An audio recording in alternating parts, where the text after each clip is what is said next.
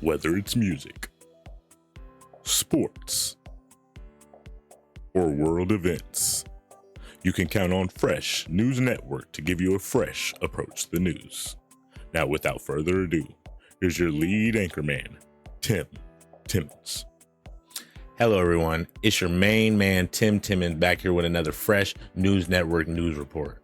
Now, there's been some news going around. If you haven't heard about it, then you're probably living under a rock. Roger Jackson, son of former UFC champion Quentin Rampage Jackson, went to an indie pro wrestling show over the weekend and basically tried to kill a man live on Kick, the Skid Row of all streaming platforms. Now, there's been a lot of people talking about this because this has gone mega viral. So there's been a lot of people talking about this from both sides, the MMA, the wrestling side, that don't quite understand this. Now, me being an MMA fighter and having a framed picture of me and Will Ospreay on my wall, not a big deal at all. I feel like I'm an expert on this subject as much as anybody's gonna be about both worlds. So let's talk about it in today's video. And without further ado, let's look at the events from this past weekend.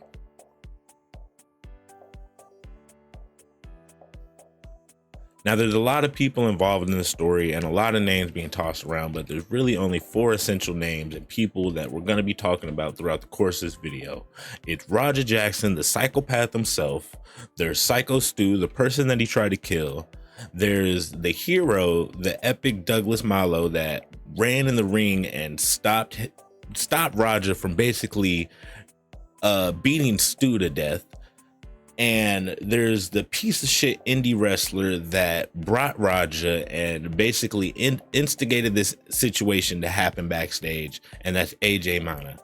And this all started backstage that afternoon of August 23rd. Now, Raja shows up backstage with AJ, live stream rolling, cameras rolling, and walks around and starts interacting with some of the wrestlers. As Presidente, I fucking hate you. I hate this dude. Worst. He begins to have an interaction with Stu. Kill that. Where's he at? You don't need to worry about him.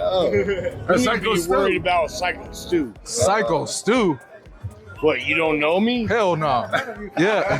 At this point, Stu is believing that with Roger's build, the cameras rolling, and him walking around with AJ, that Roger is a wrestler in on the work that is happening. Hey, hey, I think that's a little. Oh, you don't show it? Roger gets in his face, gets mad. Understandably, he was caught off guard. He's not a worker. He doesn't know what's going on. So at this point, Roger's in the right.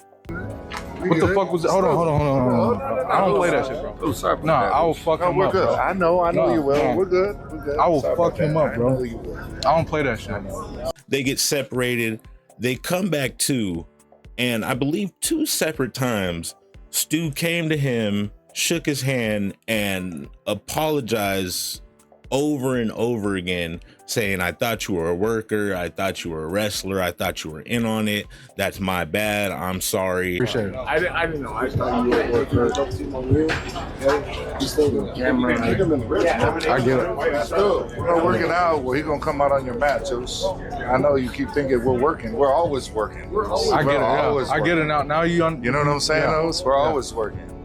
So we'll set it up. I'll have him come out during your mat so we could fucking seal the whole thing and we'll make something out of it. You know what I'm saying? All right. Now, here's where that lame pussy AJ Mana comes into play.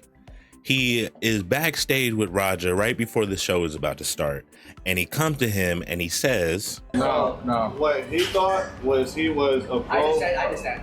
Yeah. Another thing is, even when we are working like that, you don't fucking, you know That's what I'm saying. But he doesn't So, tell him like that. he don't. He's a fucking idiot. Hey. So when you run in on his shit, you fucking give him his receipt. You remember what a receipt is? Give him that fucking receipt, bro. Tag his shit. If you got a fucking problem with it, I'll fucking run out there. Tag his shit, bro. Going to jail. You're going to jail. Left fingerprints and all. You are so dumb. You are really dumb. For real. and very lightly upside the head. Keep that in mind when we go to the footage later of the attack. So AJ tells him this. Raja goes to sit in the crowd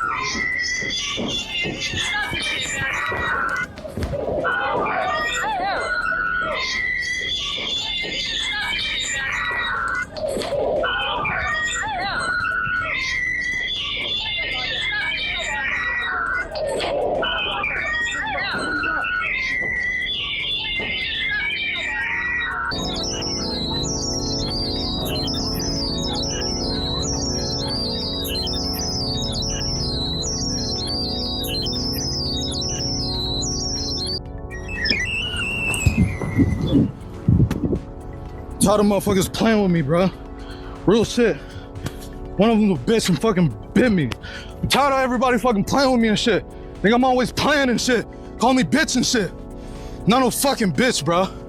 At the end of the day, I'ma stand up for my fucking self because I'm tired of everybody fucking playing with me, bro. Real shit. Come on, man. We're leaving, man. We're walking away, bro. Let's not take it serious. Let's go. Come on, Roger. Let's go. Let's go, Roger. Let's go. Roger, let's go.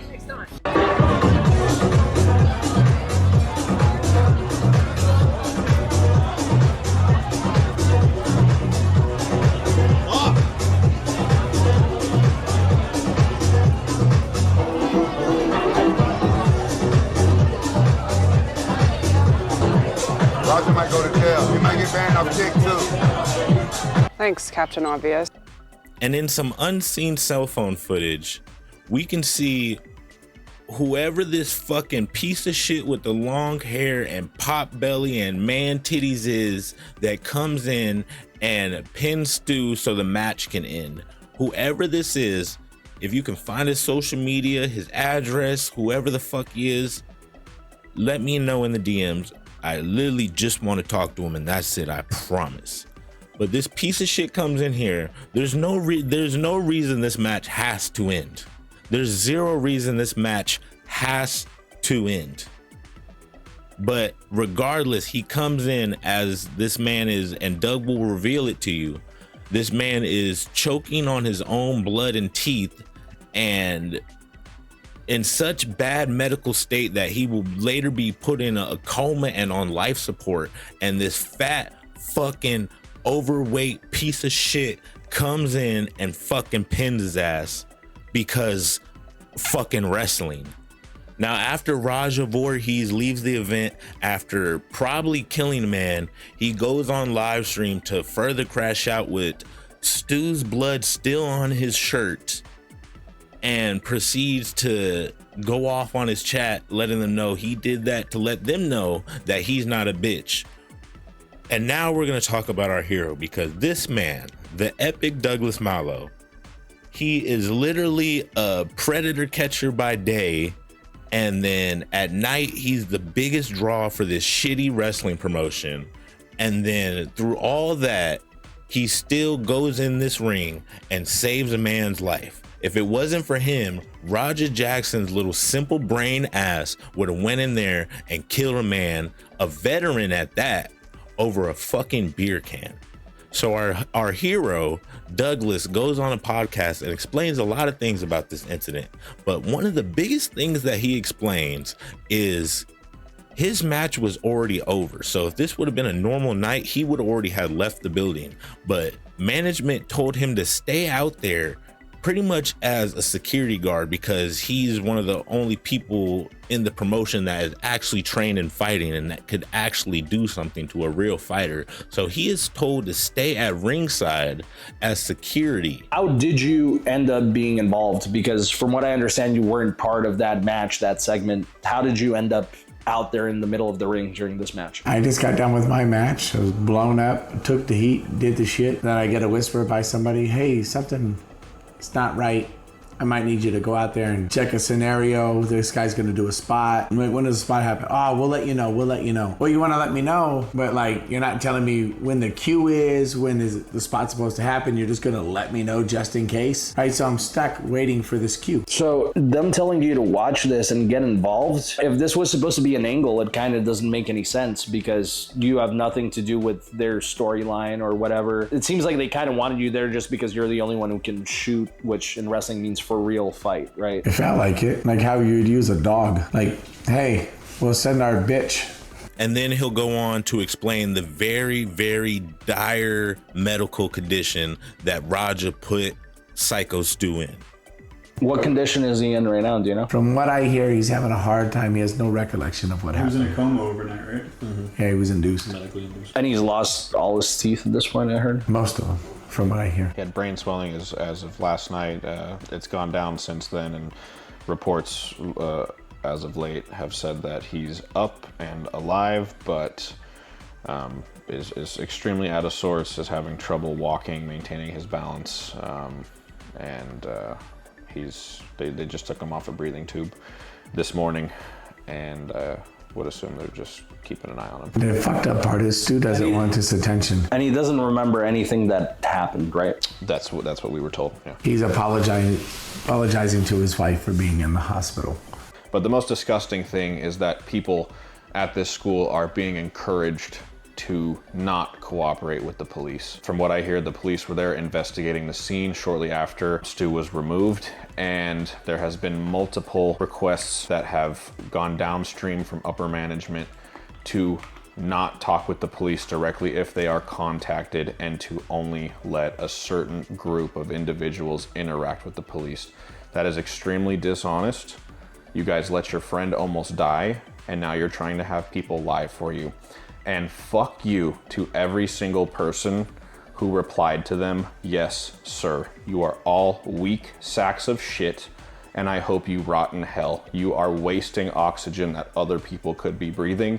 Go fuck yourself. And if you continue to be complacent in this investigation and you side with the people who you know are in the wrong, I wish nothing but the worst for you. And at the end of the day, you do feel a little bit bad for Roger, you know, but in the same way you feel bad for Jeffrey Dahmer because his parents didn't hug him more, because this is Rampage Jackson talking about his son, talking about the only thing he's getting ready for him is bail money. And his oldest son, whole life, I knew them two wasn't going to college. And my two Japanese kids, I knew that it was going to college. So college tuition for the two Japanese kids and bail money for Roger and his brother. So don't fuck with him. If you go to jail, I'm just going to bail him out. Don't fuck with my son. But no matter how you slice this situation, folks, it's just awful. You have Stu in the hospital, just getting off life support. Hopefully he gets back to 100%. I will be putting his GoFundMe in the description. Please go donate.